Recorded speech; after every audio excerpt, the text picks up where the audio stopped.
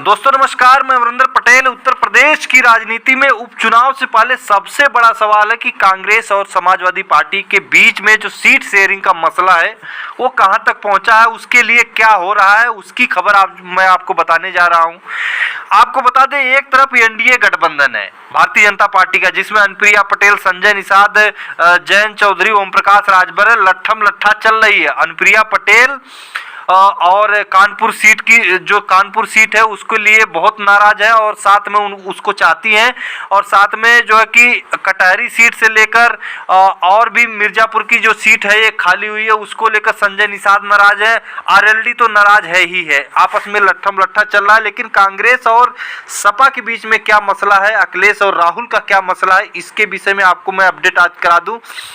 लोकसभा चुनाव में उत्तर प्रदेश में समाजवादी पार्टी के प्रदर्शन से अखिलेश यादव बिल्कुल गदगद है। पीडीओ को लेकर जिस तरह से सफलता मिली है, उनकी निगाहें पार्टी के विस्तार अन्य प्रदेशों में भी करने की है। सूत्रों के मुताबिक महाराष्ट्र विधानसभा चुनाव से पहले समाजवादी पार्टी महाविकास आघाड़ी से 12 सीटों की डिमांड की है। महाराष्ट्र में सपा के इस ऑफर को यूपी उपचुनाव में सपा कांग्रेस के सीट शेयरिंग फार्मूले से भी जोड़कर देखा जा रहा है। एक तरफ अगर सीट हम दे रहे हैं तो दूसरी तरफ आपको भी देना पड़ेगा। कांग्रेस की निगाहें जहां यूपी उपचुनाव की सीटों पर है, वहीं अखिलेश यादव भी हरियाणा और महाराष्ट्र में सपा के संभावनाएं देख रहे हैं। सीट बंटवारे को लेकर सपा कांग्रेस के साथ जो है कि एक हाथ दो हाथ कर लो का फार्मूला अपनाना चाहती है। यानी अब दो लड़कों की जोड़ी जो है कि असल परीक्षा है, लेकिन सफलता मिलती हुई दिखाई दे रही है। जो सूत्र बता रहे हैं कि अखिलेश और राहुल के बीच में बिल्कुल समन्वय बैठता हुआ नजर आ रहा है। सूत्रों के मुताबिक आगामी महाराष्ट्र विधानसभा चुनाव में यहां की मजबूत पकड़ वाली सीटों पर उन्हें दावा ठोक दिया है। सपा ने कांग्रेस से महाराष्ट्र में 12 सीटों की डिमांड की है, जबकि हरियाणा की 5 सीटों पर जो पार्टी की नजर है सपा की। इसके बदले यूपी उपचुनाव में कांग्रेस को 2 विधानसभा सीटें मिल सकती है। हरियाणा में चुनाव की तारीखों का ऐलान हो चुका है, जबकि महाराष्ट्र में इसके बाद चुनाव कराए जा सकते हैं। कयास लगाए जा रहे हैं कि यूपी की 10 विधानसभा सीटों पर भी इन्हीं के साथ चुनाव कराए जाएंगे।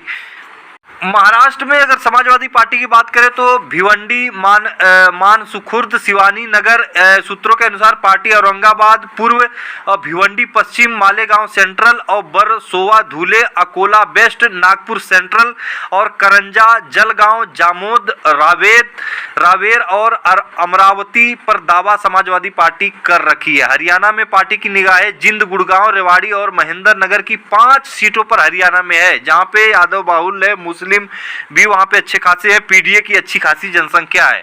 और कांग्रेस की बात करें तो सूत्रों के अनुसार सपा के महाराष्ट्र और हरियाणा में सीट शेयरिंग फार्मूले पर कांग्रेस सहमत हो जाती है तो सपा उपचुनाव में गाजियाबाद और मिर्जापुर की मझवा सीट पर कांग्रेस को देने की विचार कर रही है। इस तरह की अपडेट आपको बता रहा हूं।